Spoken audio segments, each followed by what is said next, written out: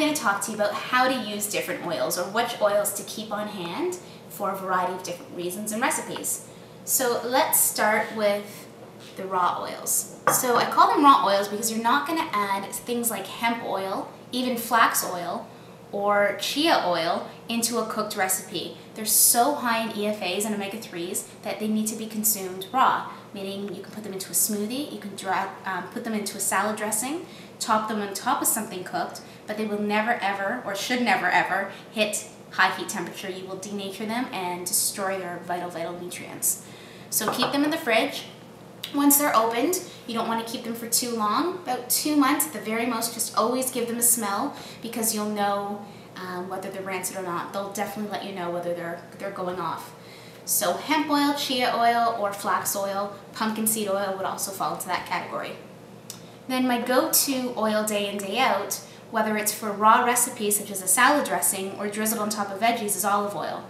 However, when it comes to cooking olive oil, it should only go to a low heat temperature. So just whatever burner or stovetop you're using, keep the heat dial on a low to medium. Once the oil starts to sizzle or look like it's smoking, it's too high.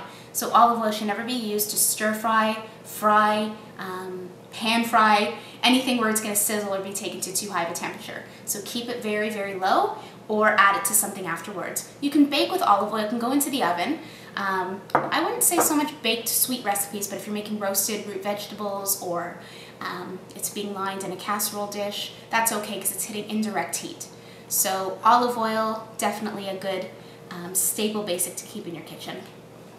Then there is toasted sesame oil. So this is great for stir fries or for garnishing an Asian recipe, just anything to bring it to life with a really nice Asian kick to it.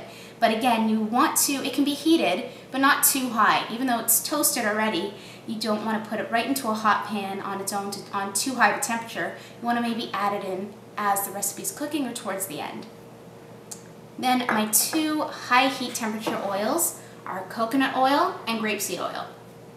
Coconut oil is my go-to for stir frying, for baking, for anything where I'm going to put high heat temperature on a recipe. I can use coconut oil because it can withstand that temperature, can go to those high heat temperatures. However, if I don't want a coconut flavor to my recipe, that's when I'll go to a grapeseed oil. So grapeseed oil is very neutral, very light, doesn't really have an aftertaste or any sort of odor or smell, but it can be taken to a higher heat temperature. So grapeseed oil is great for stir fries and frying, and the odd bit of baking if I don't want a lot of flavor in my baked recipe. But otherwise, coconut oil is definitely my go-to.